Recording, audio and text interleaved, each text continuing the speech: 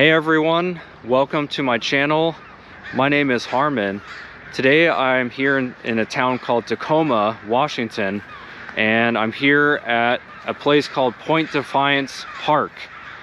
Now it's also part of a zoo, so if you can tell the building behind me, it's actually the zoo. So there's the zoo and then there's the park. It's all attached. I'm here checking out a very sad case that resembles last week's case almost to a T. If you remember last week's case, or if you haven't seen it yet, I'll leave a link to it at the end if you want to check it out. But essentially last week was about a young girl who was murdered in a park in Tacoma, and that's where we are right now.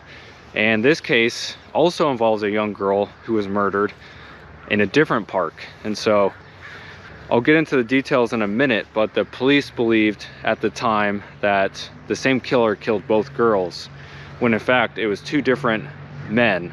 So I'm gonna walk through the park and tell you guys more of the story, and then we're gonna head towards the cemetery where this young girl is buried.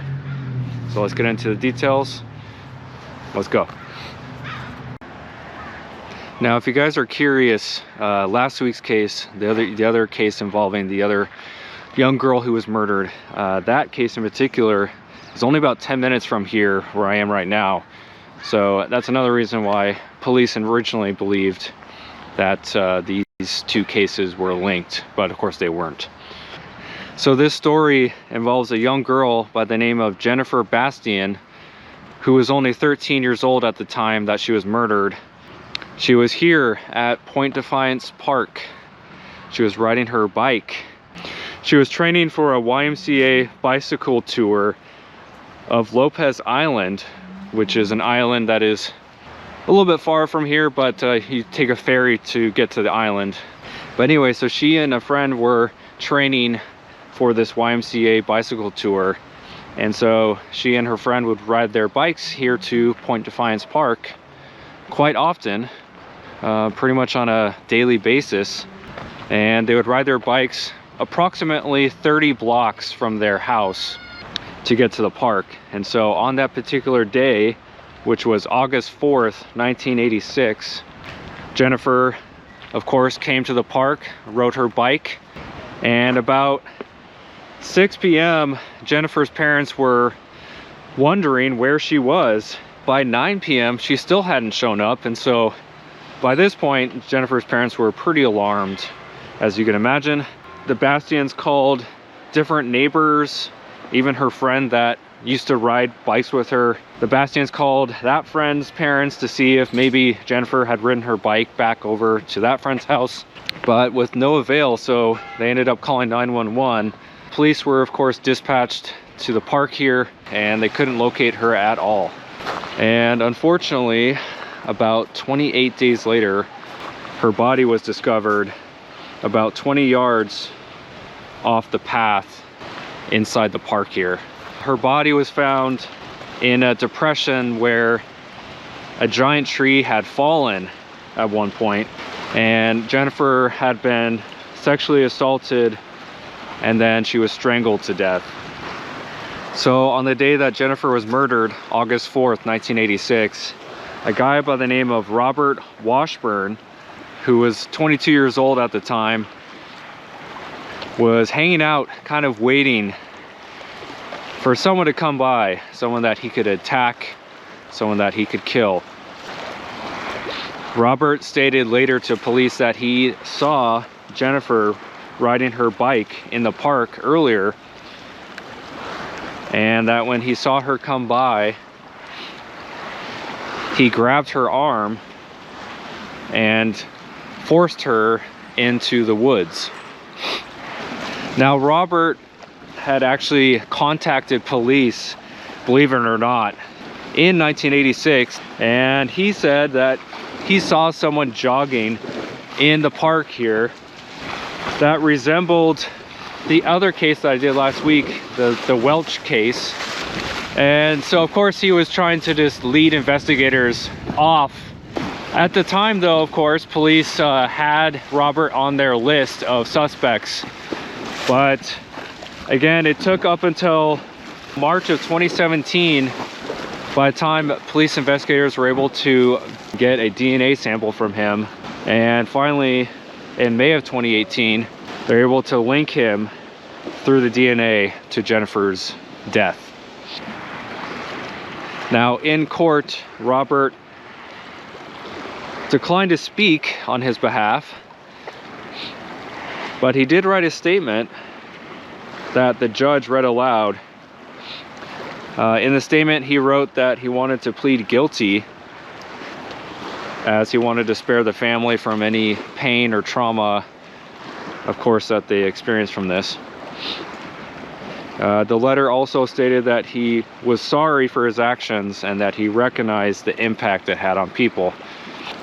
He continued by saying that he hoped that his sentencing would bring closure for the family.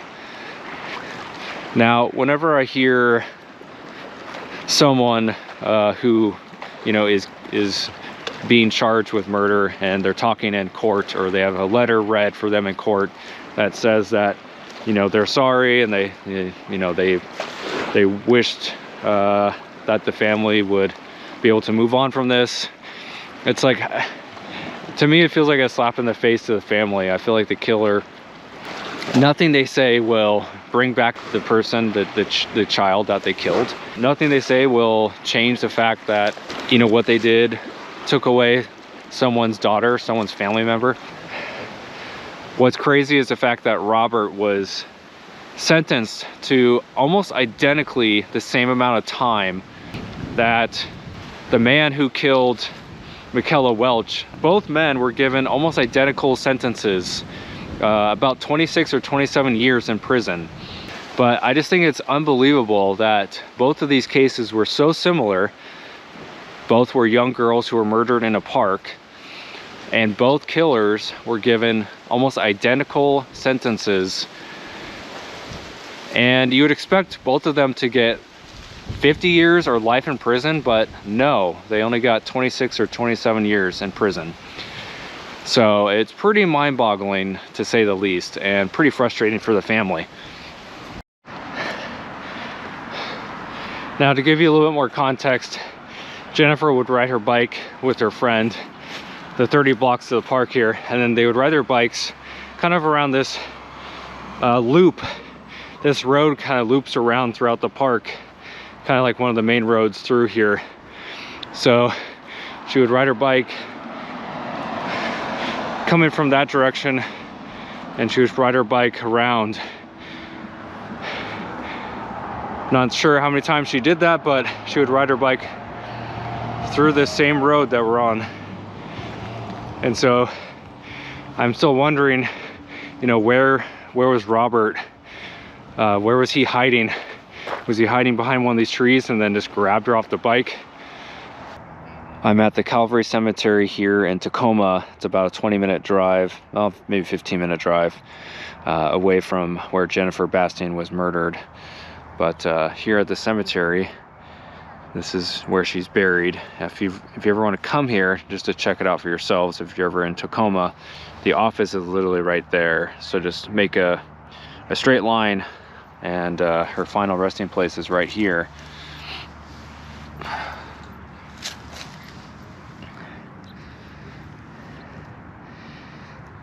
Now, what I love about her grave is the details. I love that there's a couple little kitties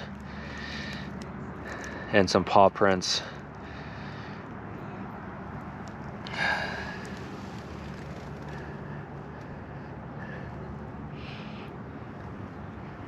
And there's a quote here at the bottom which I love. It says, "Some people come into our lives and quickly go. Some stay a while and leave footprints on our hearts, and we are never the same." And I don't know, it just kind of makes me a little emotional just reading that, because no matter who we are, how long we've lived on earth here, we've definitely affected someone, whether it be a friend, a family member, or just someone passing on the street. We affect people no matter what. And so even though she was murdered, she still made an impact on this world before she was taken too soon. So anyway, rest in peace to Jennifer I'm so glad that they finally caught her killer. Now, right below Jennifer is actually, I believe, her father, Ralph Bastian. If I'm doing my math right, he was 44 when Jennifer was born. Ralph died before they found out who killed Jennifer. So unfortunately, he never was able to find out who killed his daughter, which I think is so sad. All right, guys, that wraps up this video. Again, just a super sad case of a young girl who died super young, and one whose life was cut short by a complete and utter monster. Again, I'm just glad that they were able to find out who it was and able to arrest him, and now hopefully he won't be able to hurt anyone else again. If you're new around here, just hit subscribe, and until next time, I'll see you guys on the next one. Stay safe out there.